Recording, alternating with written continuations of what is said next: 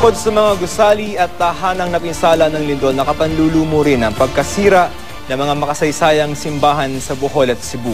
Ang mga itinuturing nating National Cultural Treasure at National Historical Landmark. Ngayon halos di na makilala.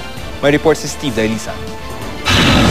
Ang Church of Our Lady of the Immaculate Conception sa Baclayon, Bohol o mas kilala sa tawag na Baclayon Church.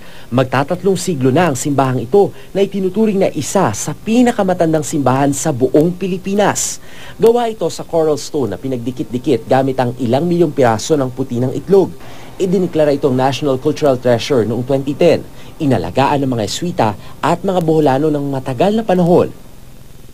Pero sa isang iglap, nawasak ang pundasyon at halos nabura ang harapan ng simbahan. Ito naman ang San Pedro Church sa Lubok, ang pangalawang pinakamatandang simbahan sa Bohol na itinayo ng mga Eswita noong ika-17 siglo.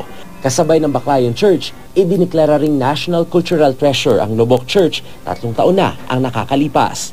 Ngunit isa rin ito sa mga pinatumba ng lindol. Bumigay na ang dingding at halos di na makilala ang simbahan. Naapektuhan din ang isa pang National Cultural Treasure na Nuestra Señora de la Luz Church sa Loon o Loon Church. Itinayo noong 1888, isa ito sa mga ipinagmamalaking simbahan ng buong Visayan Region. Pero pinatumba rin ito ng lindol at dalawa pa nga sa deboto nitong nagdadasal ng mga panahong iyon ang nasawi. Sa isla ng Panglao, ito na lang ang natira sa Church of Our Lady of the Assumption sa bayan naman ng Dawis. Gumuho ang harapan at likod na bahagi ng 300 taong simbahan. Mabuti na lang at naligtas pa ang kumbentong malapit dito.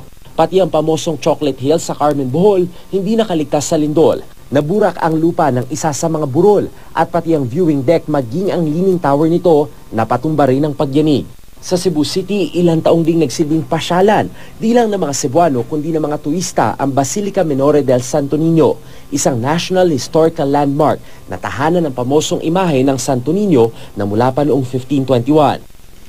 Pero ngayon, sira na ang pader ng bell tower at pati mismong kampana nito bumagsak na rin.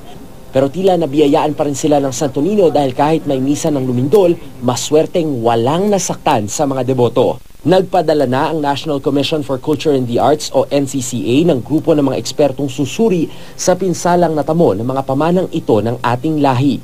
Umaasa na lang silang kasabay ng pagbangon ng komunidad ang pagsasaayos ng mga nagsilbing kanlungan ng mga Boholano at Cebuano sa loob ng matagal na panahon. Steve Dailisan, GMA News.